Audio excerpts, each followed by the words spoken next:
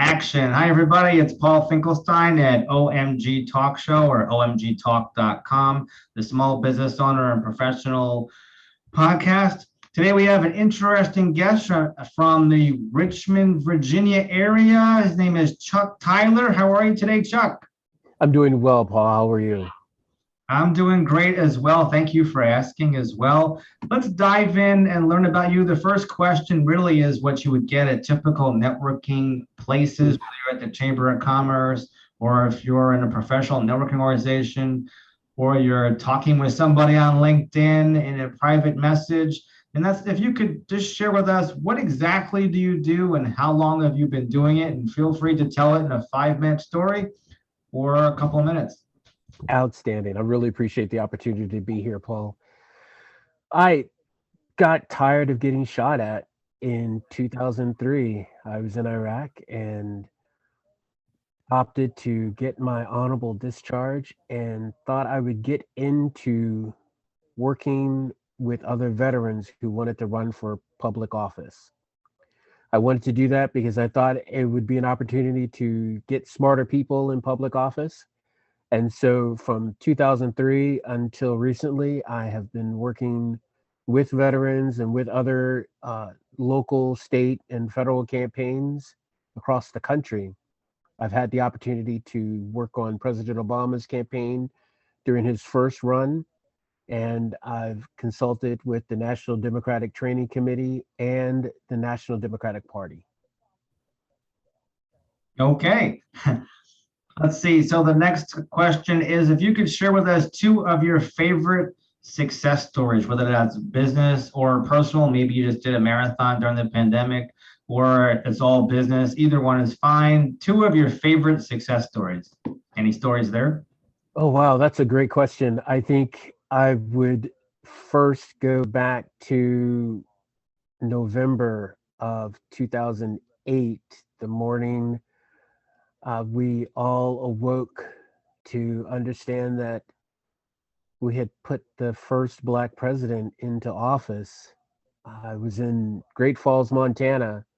I'd been working on his campaign to organize active duty and veterans in that area because Malmstrom Air Force Base is located there.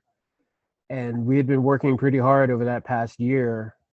And just the feeling of waking up that next morning knowing that we had been a part of history is indescribable, and that would definitely be one of my first greatest moments. Any others that come to mind? I'm sure there's many. Graduating basic training. I was the geek in high school and wasn't very athletic, didn't really partake in a lot of physical activity during my high school years. So it was a shock to my parents, a surprise to me when I wanted to get money for college because my grandfather had passed away and I gave up a full ride scholarship to take care of him before he passed away.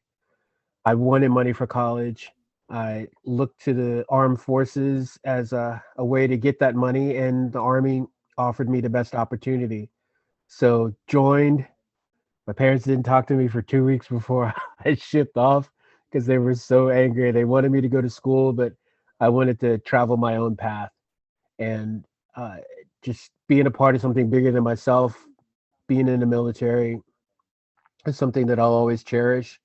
And that graduation from basic training, those 8 weeks of running and jumping and push-ups and being yelled at was definitely, yeah, I would definitely consider that something of an accomplishment. And thank you for serving and doing that for me. I didn't have the luxury of going into the military, even if I had a choice, because right after high school at age, Mhm. the doctor said I had this thing through an x-ray called scoliosis. Oh, okay. I decided to open up my back and put in a steel rod that Oh, was wow. a lot longer than this pen from my neck Mhm. to my waist. And I have to keep it in me. Although actually I don't have to keep it in me. I had to keep it in me for at least that few years. And then it fused Right. mine together. And I could have had the surgery again to take the metal rod out. And I was like, why would I want to do another surgery again where I'm tied up for a whole year and open up your back and it's very risky to begin with? Wow. There was one person that the surgeon actually had to do that for because he really wanted to go into the military, whatever armed forces it was. Mhm. Literally because of that, disqualified me. And now my military training was, if anything close to it, was taking up marathon running. Oh, awesome. There's no bullets at you, if anything, not going through any bad neighborhoods, but just in marathons. And there's usually, when the pandemic is over, probably thousands of people in a marathon. And I guess you have Good. to be pretty disciplined to be able to finish it. You Otherwise, have to be. Yeah. you're in pain for sure. But on that note, what motivates you lately to jump out of bed? And do you make your bed? So I did watch that video of I believe he was an admiral at a graduation from one of the uh, armed services schools. And he said that if you make your bed every morning, you've accomplished one thing that day. You're already starting today with an accomplishment. So I do make my bed. I do. It maybe not, to military specifications. There are no hospital corners on my bed when I make it nowadays. But I do want to bank that one accomplishment for the day at the beginning of the day. And what motivates me to get out of that bed? Paul, I would actually have to say that it's my desire to continue to serve, really. Um, I recognize that I and handful of other people were able to do something that a lot of people didn't, and we did it freely and willingly. And so to give back, I get up out of bed and I help people. It's just what I'm motivated to do based on that service. And were there clues early on in your life? Were you passionate about something when you were 10 years old or 8 years old that you knew then what you'd be doing now, plus or minus the military and everything else you did in the middle of your career? Were there clues when you were early in life that you'd be doing what you're doing now? Probably, if I were to be honest, Paul, and look back, my grandparents had a large hand in raising me because my dad was one of the first black police officers in our hometown in Central Virginia. And so he worked a lot of hours, took a lot of shifts so that, he could get ahead in the force.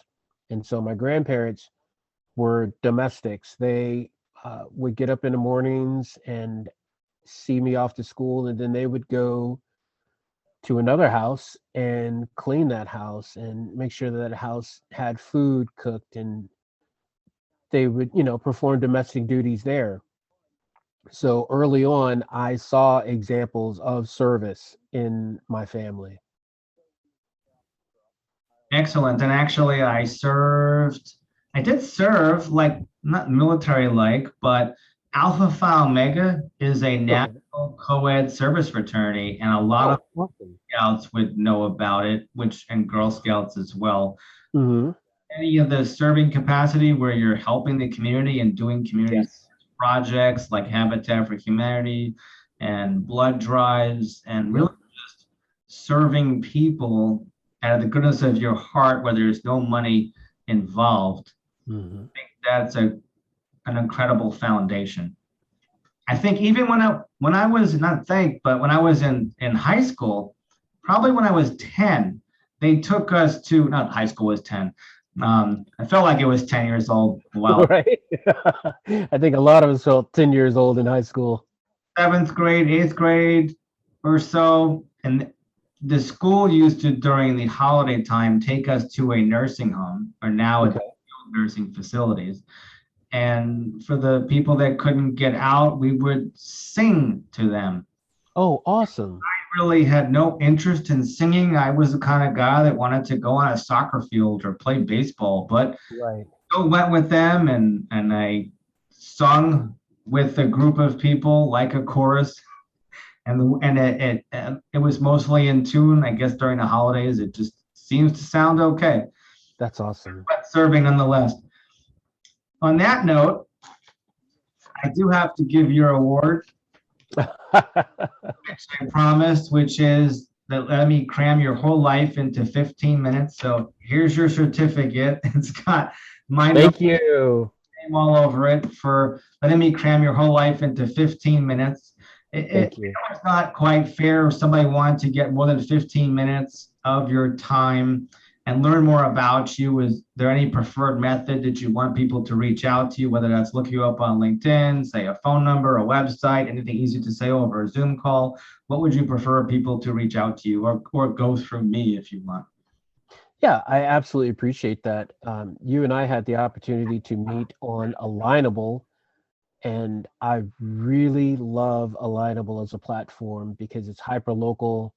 It allows small businesses to have a large platform. You don't have to be an expert like a lot of people on LinkedIn are. Alignable is just that hometown networking, and I really appreciate what they do. As a matter of fact, I just recently became a finalist in their Main Street Mentor contest for this area, and I'm just really pleased at what they do for the small businesses, particularly as we emerge from, pandemic 1.0. We don't know, with these variants coming back out, what the face of business is going to look like moving forward over the next few months. However, as long as we work together and understand that it's something bigger than all of us to contribute to the national security of this country. Having a strong economy strengthens us, and so that's what I want to be a part of. Excellent. So, And I did not answer your question. well, you did actually. You did say alignable, and they Okay, type in Chuck Tyler, which is probably one of the correct. easiest names to be able to spell over the phone. So probably don't have to worry about misspelling Chuck Tyler. And Exactly. type in the search bubble or the magnifying glass on alignable Correct.